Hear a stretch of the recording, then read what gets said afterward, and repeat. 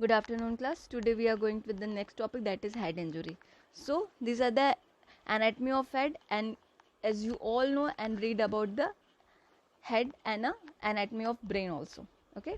So directly come for the head injury. As the name itself, head injury. कोई भी injury अगर सिर में होती है, that comes under the head injury. A head injury is a trauma resulting in injury to the scalp, skin और brain. कोई भी इंजरी अगर स्कैल्प में हो रही है, स्किन में हो रही है और स्कल में हो रही है और ब्रेन में हो रही है, that is known as head injury. A head injury is particular dangerous. At first the injury में appear only minor, however the major internal injuries have occurred. बाहर से तो हमें लग रहा है कि बहुत छोटी सी चोट है, अगर इंटरनल ब्लीडिंग हुई है तो it was a very dangerous case. A victim will be a suspected head injury should be monitored for a number of days after the incident. Victim मतलब जो इंसान को चोट लगी उसे क्या करते हैं हम, बहुत दिन तक उसे ऑब्जर्व करते हैं, उसके बिहेवियरल चेंजेस नोट डाउन करते हैं. So these all related to the head injury. What are the causes? जैसे आप सबको कॉजेज पता है हेड इंजरी के क्या क्या कॉजेज होते हैं.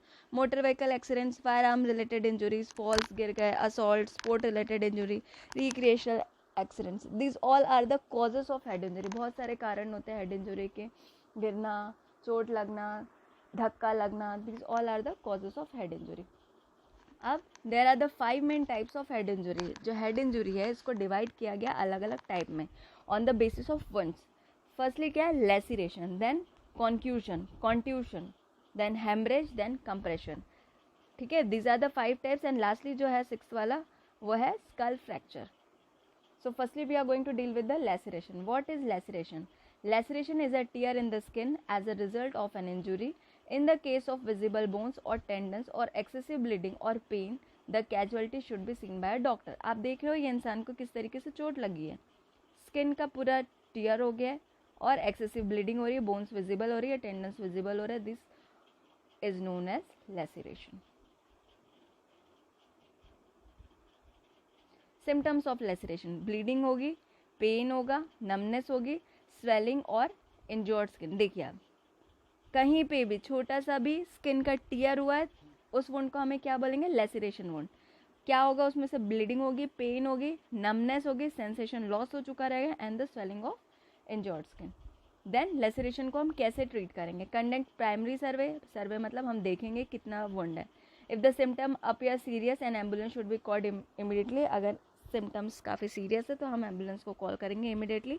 Place a dry sterile dressing on to wound and apply direct pressure. If skull fracture is suspected, minimize pressure. हमने देख लिया सिर में चोट लग गई, एक्सेसिव ब्लीडिंग हो रही, तो हम क्या करेंगे? कोई भी क्लीन कपड़े या स्टेराइल ड्रेसिंग से हमें उसको डायरेक्टली प्रेशर करेंगे ताकि ब्लीडिंग स्टॉप हो. और अगर हमें ऐसा सिम्टम लग रहा है स्कल फ्रैक्चर जैसा तो प्रेशर जो है हम मिनिमाइज करेंगे. Use a roller gauze to secure dressing to the head. ये रोलर गॉज है जो हॉस्पिटल्स में यूज़ होते हैं, उससे हम रोल आउट करके उसको टाई अप कर देंगे. Do not remove dressing. इसकी ड्रेसिंग हम बार बार रोज नहीं चेंज होगी. प्रेशर बैंडेज से अगर हमने बांधा है तो ड्रेसिंग डॉक्टर के कंसल्ट के अकॉर्डिंग इसको चेंज करेंगे. Then come for the second part, that is contusion. What is concussion? Confusion is a temporary change in the way the brain works when it is suddenly moved or jarred.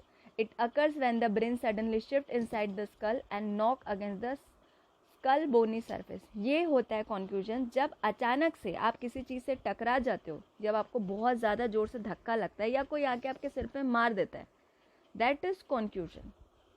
Confusion can last for a few moments to an unconscious state for over 3 minutes. इसमें इंसान बेहोश भी हो सकता है और अगर आपको किसी ने बहुत ज़ोर से हिट कर दिया ब्रेन पे तो आप थोड़ी देर तक आपको क्या थोड़ी देर के लिए आपको ऐसा लगेगा कि सेंसलेस हो जाओगे आप. Okay, that is confusion. देख रहे हैं आप फिगर में कि आप ज़ोर से हिट हो रहे हैं और आपको ब्रेन में कहाँ चोट लग रही है. Then symptom of confusion. क्या क्या सिम्टम हो सकते हैं? एमनीशिया हो सकता है. Amnesia means short term memory loss. Then nausea, then vomiting, headache, blur vision. आपको थोड़ी किसी ने आपको मार दिया तो आपको ऐसे धुंधला दिखाई देने लगा. कंफ्यूज हो जाओगे थोड़े टाइम के लिए. Then ringing in the ears. Ringing in ears मतलब एक आपके कान में जो है एक बहुत ही लाउड साउंड सुनाई देगा, कंटिन्यूसली सुनाई देगा, जैसे बीप मोड रहता है, just like that. Then neck pain होने लगेगा, डिजीनेस होने लगेगा, अनकॉन्शियसनेस, इरिटेबिलिटी, एंड अगर सीवियर है तो आपको कन्वल्शंस भी आने लगे. कन्वल्शंस मतलब झटके. Okay, these are the symptoms of confusion. Amnesia, nausea, vomiting, headache, blurred vision, confusion, ringing in ears, neck pain, dizziness, unconsciousness and irritability. Lastly, convulsion. How to treat confusion? हम कैसे उसको treat करेंगे? पहले हम देखेंगे कि वो कौन से स्टेज में है. ग्रेड 1 में क्या होगा? कॉन्शियस रहेगा आपका पेशेंट, और ये कब तक रहेगा? 15 मिनट्स तक रहेगा. ये जो स्टेज है ये आपका ग्रेड 1 में आएगी. ग्रेड 2 में पेशेंट कॉन्शियस है और उसके जो सिम्टम्स है वो लास्ट ओवर 15 मिनट के बाद भी उसमें सिम्टम्स शो कर रहे हैं. जस्ट लाइक मैंने आपको सिम्टम्स बताया क्या क्या सिम्टम्स है, 15 मिनट के बाद भी उसमें सिम्टम्स शो कर रहे हैं.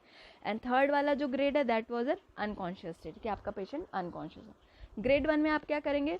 Allow casualty to rest, however continuously monitor in the case their condition change, lay casualty down with their head and shoulders slightly raised. पहले अगर फेज में है पेशेंट तो क्या करोगे?